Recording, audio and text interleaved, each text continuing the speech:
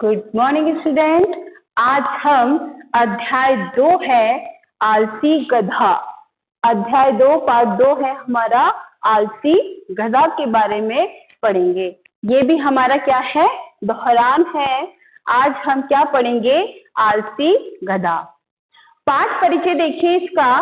प्रस्तुत पाठ में दर्शाया गया है कि आलस्य और चालाकी से किया गया कार्य कभी भी सफल नहीं होता।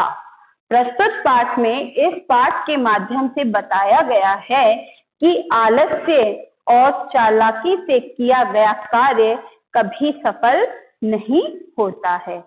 इसमें बताया गया है, एक व्यापारी के पास एक गधा था। वह बहुत आलसी तथा चालाक था।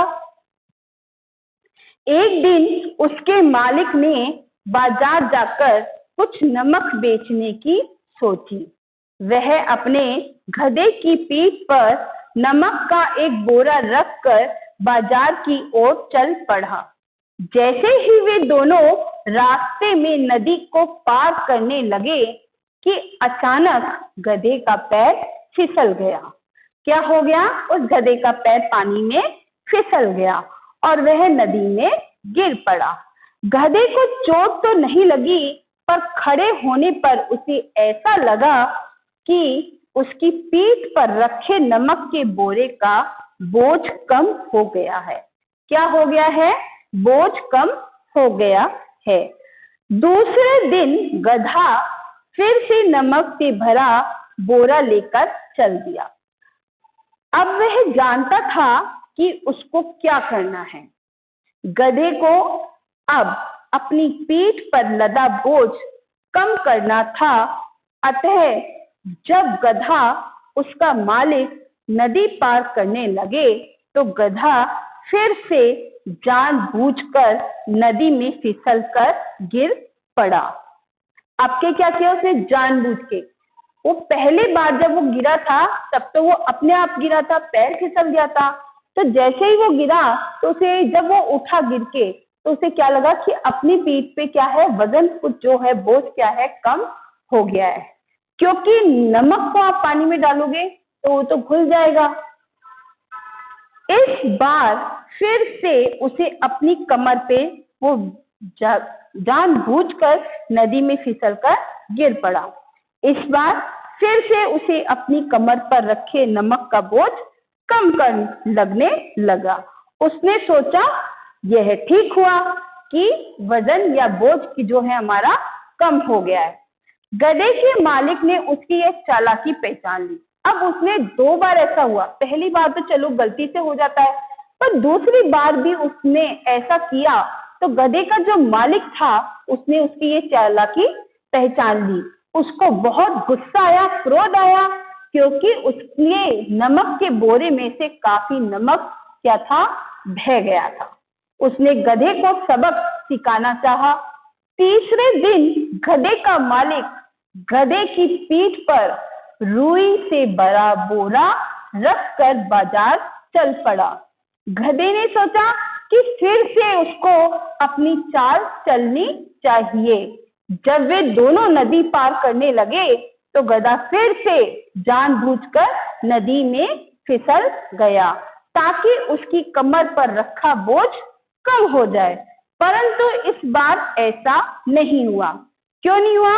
अगर आप उसकी जो कमर पे क्या रखा था, रुई, उसकी कमर पे रखे बोरे में भरी रुई ने अपने अंदर पानी को सोख लिया था। आप चाहे घर पे करके देख सकते हैं। एक छोटा सा रुई का टुकड़ा लेना, हाथ में जब लेंगे वो बहुत हल्का होगा, और अगर उसको हम पानी में डिप कर देंगे, उसको पानी में डुबो देंगे, तो वो क्या हो जाएगी, भारी हो जाएगी, क्योंकि उसमें पानी भर जाएगा। ऐसा ही गधे के जो रखा था कमर पे बोरे का, रुई से भरा जो बोरा रखा था, उसके अंदर भी क्या हो गया, पानी भर गया। पानी को उसने सोख लिया। अब उसकी कमर पे रखा बोझ और भारी हो गया। अब चालाक गधे को यह बोझ लेकर चलना ही था। परंतु अब गधे के समझ में आ गया कि यदि हम चालाकी करके काम को टालते हैं तो हम और भी अधिक परेशानी या संकट में फंस सकते हैं। इस कहानी से हमें यह शिक्षा मिलती है कि हमें कभी भी आलस्य नहीं करना चाहिए, अपनी चालाकी से किसी को परेशान नहीं करना चाहिए। हमें अपना जो काम मिला है हमें उसे करना चाहिए। आगे हमारे हैं शब्दार्थ। आलसी, जिसको हर काम में सुस्ती आती है। आलसी वो होता है जिसको हर काम में करने में क्या आती है, सुस्ती आती है। चालाक यानी चालबाज, चालाक यानी चालबाज। बोझ यानी वजन या भार। कामचोर यानी काम से जी चुराने वाला। कामचोर, काम से जी चुराने वाला। क्रोध, गुस्सा, क्रोध, गुस्सा। संकट, विपत्ति या दुख। संकट, विपत्ति या दुख। आज की क्लास हमारी यही खत्म होती है। आपको ये शब्दार्थ अपने होमवर्क की कॉपी में लिखना है, ऊपर आपको दोहरान लिखना है। हम ये वापस से दोहरान सभी के लिए कर रहे हैं जिससे आपको ये याद हो सके और समझ में अच्छी तरीके से आ जाए। तो इन शब्दार्थों को आपको कॉपी में लिखना है और इस पेज पे, हर पेज पे जो भी आप होमवर्क करेंगे उसके हर पेज पे आपको अपना नाम, क्लास और डेट लिखनी है।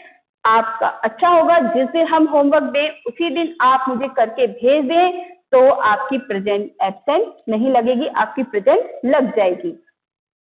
आज की क्लास यही खत्म होती है। आगे की क्लास के लिए आप पढ़ के रखें, पहले से क्वेश्चन आंसर को लर्न